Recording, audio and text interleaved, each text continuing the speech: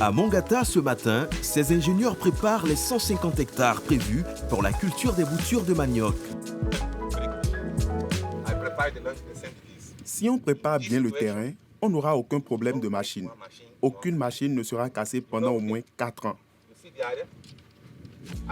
Ce sont les premiers soldats de la révolution du manioc en RDC. Leur stratégie commence par une forte mécanisation. Mais pour garantir les gros volumes de production que souhaite le gouvernement, ils ont développé des semences améliorées pour produire des super maniocs qui ne tombent jamais malades et sont plus productifs. Nous avons la variété Obama, Litoy, Ilona ainsi que Zizila. Une partie de ces super maniocs est destinée au marché domestique et le reste sera transformé dans des usines comme celle-ci. Le tubercule ne prend réellement de la valeur que lorsqu'il est transformé. C'est ici où le manioc qui a été produit au champ vient ici pour être transformé en farine de manioc de haute qualité. Plus fine que celle utilisée dans les ménages pour faire du foufou, la farine panifiable, c'est celle qui sert à faire du pain. Pour remplacer le blé chez les boulangers et ainsi limiter les importations de blé. Mais si le manioc intéresse autant, c'est que son utilisation ne se limite pas à la cuisine. Désormais, le manioc, certains le transforment en carburant. À Akupé, Sophie se fait livrer un nouvel outil pour cuisiner. Tiens, cette manche-là. C'est...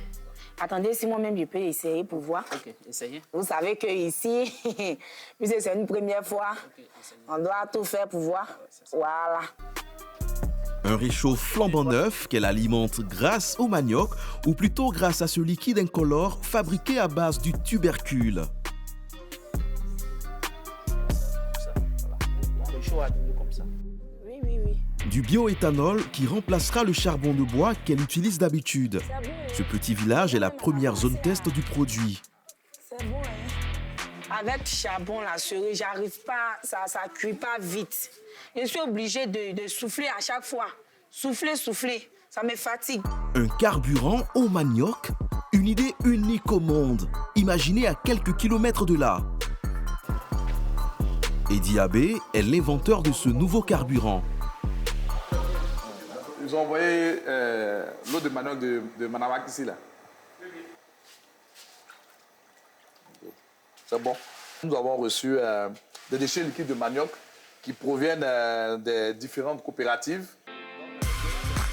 Ici, sur 120 mètres carrés, il produit artisanalement 1000 litres de carburant par semaine. Voilà, c'est à partir de cette matière première que nous allons travailler pour obtenir le biocombustible appelé bioéthanol. Cette pâte est mélangée à des additifs chimiques, puis chauffée, puis traitée ici, laissée au repos pour au final donner ce carburant domestique moins cher que le pétrole lampant et le charbon. Il est moins cher, il est à 1500 francs, comparément à d'autres concurrents qui font le rechargement à 2400 francs CFA. Avec 1 litre, vous pouvez faire en moyenne 3 semaines d'utilisation. Eddie compte passer dans un an à 6000 litres par semaine, 6 fois plus qu'aujourd'hui pour un chiffre d'affaires de plusieurs millions de francs CFA. Car il le sait, le manioc, cela peut rendre riche, très riche.